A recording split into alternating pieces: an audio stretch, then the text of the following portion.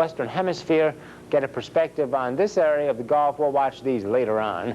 Let's look at Tropical Storm Jerry, which has expanding thunderstorms. We had shearing occurring before. In other words, the thunderstorms that were forming were being sheared off the tops of them.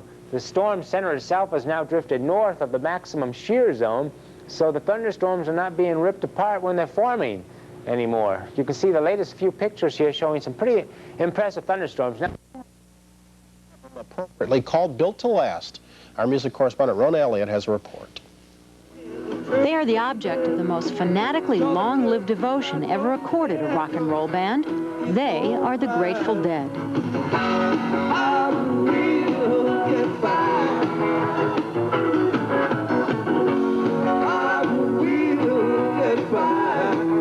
What do you think accounts for the band's vitality, which has become even more so in the last couple of years? Isn't that amazing? Yes, it is. Yeah. Clean living. Yeah, that's it. That's it. We live by these words.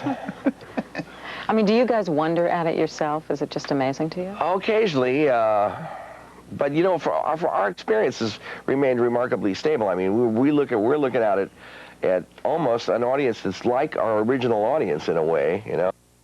Age and not the same faces, really. Yeah, and it's so there's just more of them, you know. And being successful from our point of view hasn't changed things very much. It's still hard to do what we do, and we still work at it as hard as we did, and it still is not the thing. The making money is not the thing of it, you know. Roll away, roll away, roll away. So successful has the Grateful Dead become that Forbes magazine recently ranked them just below Frank Sinatra.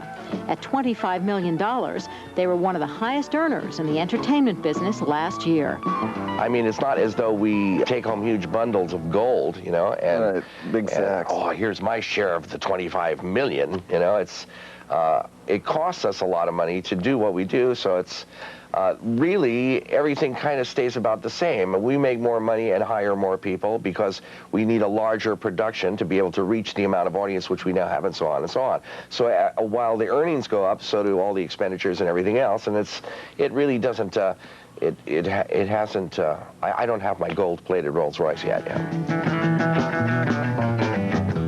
The main vehicle of their success, in addition to their music, has been the astonishing relationship with their fans, best known as Deadheads, who defy categorization.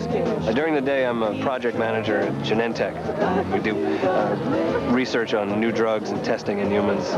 By day, an accountant in Springfield, Massachusetts. And you're a computer programmer? And energy analyst, yes. Anyone is accepted. No one is weird. To call Deadheads loyal to the band is almost an understatement. They follow the band on tour and have genuinely created their own culture, to some, almost a religion. Well, it's the energy. It's the contact with whatever you call God in your life. I've many times meditated during songs and connected with that otherness in the universe. I've seen about 225 Dead shows. I think it's getting close to 250. When I walked in here to the theater tonight, I came home.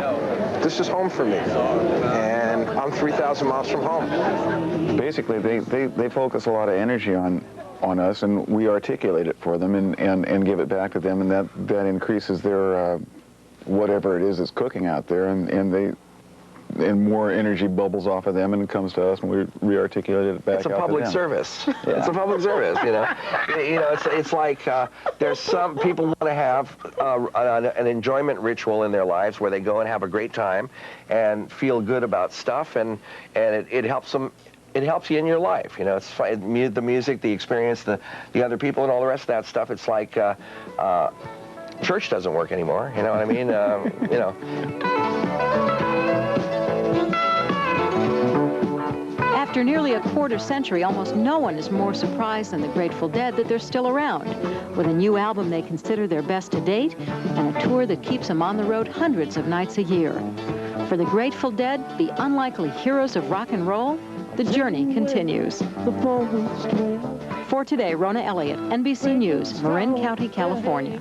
We're back in just a moment. There's more ahead right after this.